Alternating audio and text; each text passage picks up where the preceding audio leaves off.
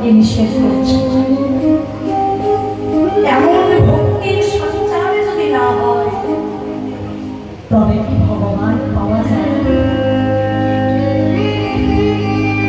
যিনি বিশ্বব্রহ্মাণ্ডের মালিক, যিনি বিশ্বব্রহ্মাণ্ডের অধিকর্তা, যার জন্য সৃষ্টি, যার জন্য লয়, যার জন্য প্রলয়,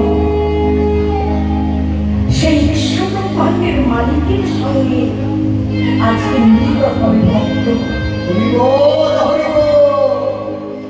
ভক্তের ভক্তির ভাব যখন এমন ভাবে ফুটে ওঠে, ভগবানের করুণা তখন এই ধরনীতে নেমে আসে। আর ভক্তের সঙ্গে ভগবানের একটা জায়গায় মিলন ঘটে, যে জায়গাতে আজকে আপনারা সকল ভক্ত বসে রয়েছেন ভগবানের লীলা আস্বাদন করবেন। তাই তো ভগবান বারবার ধরনীতে এসেছেন ভক্তকে কৃপা করবেন।